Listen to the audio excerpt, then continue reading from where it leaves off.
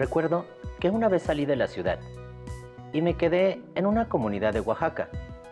En ese lugar no tienen luz eléctrica, así que inician sus actividades de rutina diaria cuando sale el sol y terminan cuando llega la noche, sin importar lo que estén haciendo. Debido a las actividades que se generan en esa comunidad, emplean diversas formas para iluminarse y poder ver en la oscuridad, solo cuando se requiere.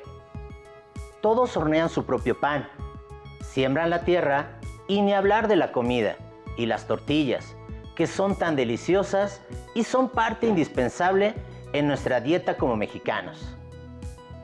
Su gastronomía es única, pues en cada hogar las técnicas que emplean dependen de los recursos y tecnologías que tienen en su entorno social.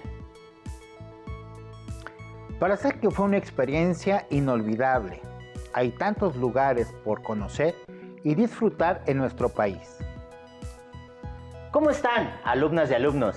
Qué gusto estar aquí nuevamente con ustedes. Sean bienvenidas y bienvenidos a una nueva sesión más de Aprende en Casa 2, de la asignatura Tecnología de Primer Grado.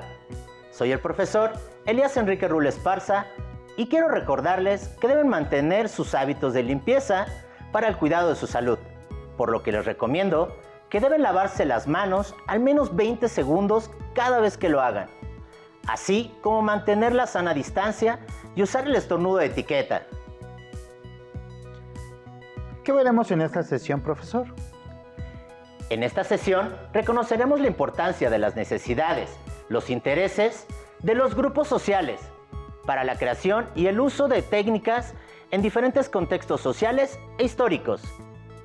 Veremos cómo en distintas regiones del país es empleadas diversas técnicas con diferentes materiales para la satisfacción de necesidades que en ocasiones pueden satisfacerse de manera diferente. Es hora de alistar lo necesario para esta sesión. ¿Qué van a necesitar? Cuaderno, lápiz y bolígrafo. Y ahora sí, para iniciar con el tema, los dejo con el profesor Salvador. Gracias, profesor Enrique. Lo primero que haremos será recordar qué es una necesidad y cómo se satisface. Las necesidades son propias de todo organismo vivo. Es el estado de carencia de un elemento y los moviliza a buscar los recursos que requieren para satisfacerlo, es decir, un producto, un bien o un servicio. Recuerden que las necesidades se satisfacen con productos y servicios creados por la humanidad. Para ello, recurrimos a nuestros saberes y a los recursos que se encuentran en el entorno. Les sugiero que tomen nota de lo que aprenderán en esta sesión y si tienen dudas, coméntenlas con sus familiares, además de su profesora o profesor de tecnología. ¿Están listas y listos? Comencemos. A lo largo de la historia, el ser humano ha desarrollado diversas técnicas para satisfacer sus necesidades. Por ejemplo, para comer, para transportar agua, para cubrirse del frío o para mantenerse fresco. Es importante destacar que la satisfacción de estas necesidades se ve condicionada por el contexto histórico y social en el que se encuentra un ser humano determinado. ¿Contexto social y contexto histórico? Antes de seguir, definamos estas dos ideas. Un contexto social hace referencia al conjunto de circunstancias que determinan la manera de vivir de los individuos en un tiempo determinado. Por ejemplo, la anécdota que les conté nos describe el contexto social en el que viven las personas de esa comunidad oaxaqueña. Un contexto histórico se refiere a un momento determinado, puede ser del pasado o del presente, y contempla un conjunto de condiciones que afectaron o determinaron un suceso, por ejemplo, el contexto histórico que vivió México en 1910, debido a la Revolución Mexicana. Con esta explicación, recuerdo que mencionaste que las necesidades se satisfacen desarrollando diversas técnicas y tecnologías, y mencionaste como ejemplo transportar agua, pues todos la necesitamos. Entonces, dependiendo del contexto social, el ser humano genera distintas técnicas para su traslado, como redireccionar el cauce del río para que llegue a la comunidad, transportarla en cubetas o crear estructuras arquitectónicas para moverlas, etc. Todo depende de los recursos con los que cuenta la comunidad y los avances tecnológicos. ¿Cómo podríamos explicar esta necesidad de tener agua en un contexto histórico? Mira, en cada momento de la historia se ha generado tecnología para transportarla y mantenerla cerca. ¿Qué te parece si vemos el siguiente video y seguimos comentando?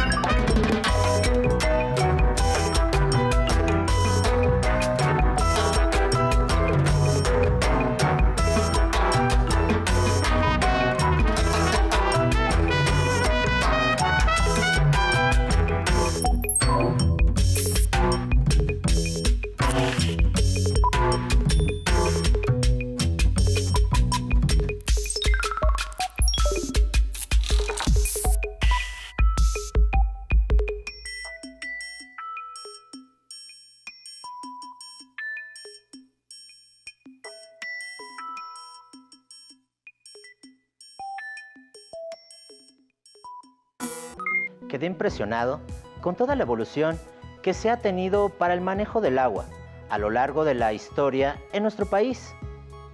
El ser humano tiene muchas necesidades y depende de los medios y recursos para satisfacerlas, ya que no en todas las regiones tienen las mismas necesidades. Me explico. 2 lugares de la República Mexicana, Chetumal, en el estado de Quintana Roo, es un lugar cálido casi todo el año. Ahí, la temperatura más baja registrada fue de 12 grados Celsius en el año 2016. Pero si lo comparamos con Toluca, fue de 15.6 grados bajo cero en el año 1986. Notamos que la necesidad de abrigarse a causa del frío no es la misma dependiendo del lugar. Esto nos da un panorama del tipo de necesidades que tiene nuestro país en sus distintas regiones. Podemos verlo en la ropa que usa cada región. Veamos una entrevista con un experto que nos hablará al respecto de este tema.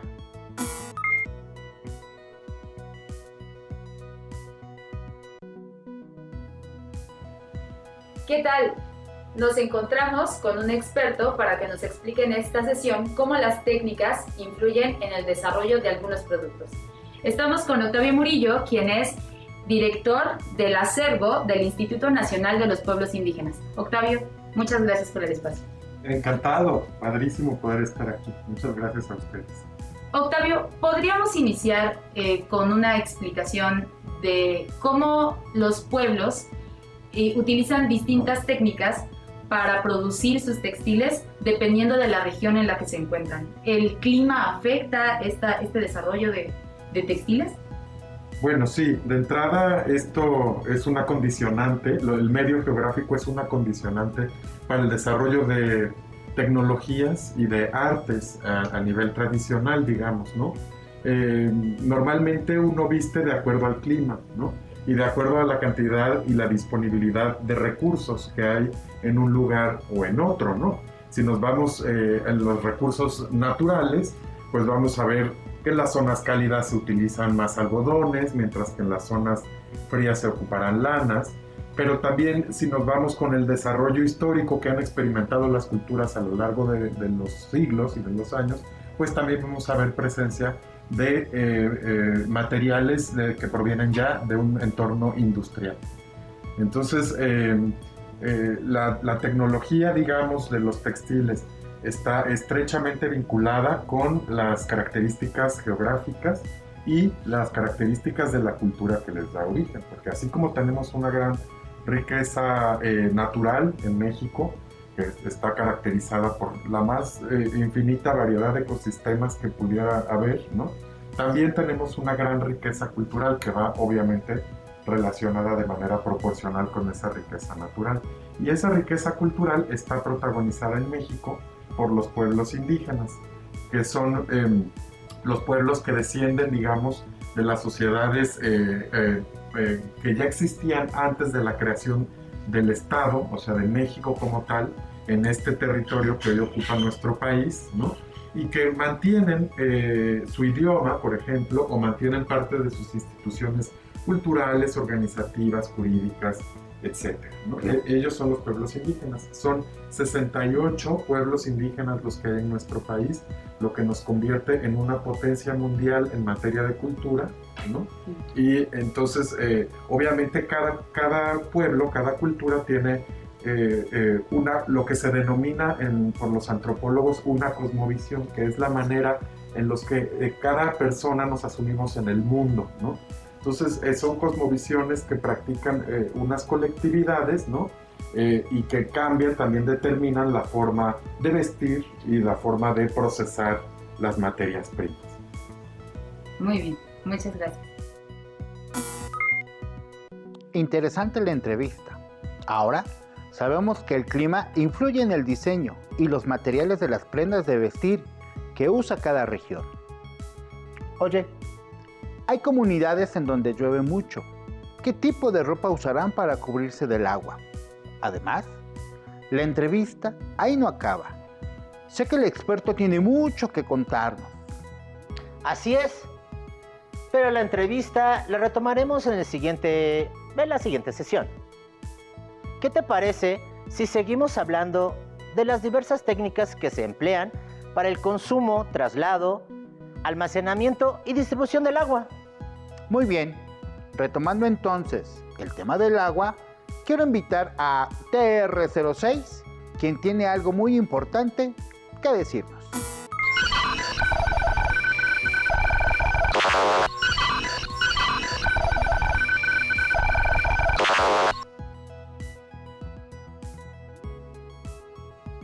¿Cómo están, alumnas y alumnos? Vengo a compartirles información relevante. ¿Sabían que México cuenta con 653 mantos acuíferos y el 37.7% del agua utilizada en nuestro país proviene de estas fuentes? Las aguas subterráneas son todas las aguas de lluvia que caen sobre una tierra y que se pueden filtrar. Luego descienden lentamente, bajo la acción de la gravedad, hasta encontrar un terreno o asiento impermeable. La acumulación de este recurso conforma una capa de agua debajo de la superficie del terreno. Esta agua fluye en forma permanente en el subsuelo y eventualmente sale a la superficie de manera natural a través de manantiales, áreas de humedales, cauces fluviales o de forma directa hacia el mar. De igual forma, también puede dirigirse a pozos, galerías y otros tipos de captación de agua. Nos vemos pronto. Gracias, TR06. De verdad que los datos que nos comparte son muy interesantes, ¿no creen?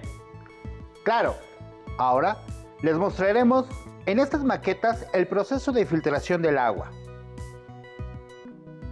Adelante, profesor. Gracias. En esta maqueta podemos observar cómo están divididas las capas en la Tierra. Todos los mantos acuíferos se hacen a partir de la filtración del agua. Esta se contiene en la parte más sólida y más densa, y el ser humano ha adaptado perforaciones que permiten extraer el agua. Observemos. Esa es la forma en cómo se filtra el agua y se generan los mantos acuíferos. Como podrán ver, en las zonas más densas es donde se concentra el agua. Y ahora, lo que hace el ser humano es extraer esta agua, obviamente por medio de bombas, colocando y extrayendo de este lado todo el agua. Pero veo que trajiste otra maqueta, profe. Claro que sí, profesor. Esta maqueta está hecha a escala 1:3 y representa la captación y la filtración de agua de una secundaria aquí en la Ciudad de México. Estos son los lavabos de la escuela. Viene la tubería, ¿sí? Y viene una capa de piedra que es tezontle, arcilla o arena para que filtre todos los sólidos que pueden dañar o pueden tapar la tubería. Baja y toda esta agua que se recolecta va a servir para el riego de las plantas. ¿Me ayudas, profesor? Me gustaría verla funcionando.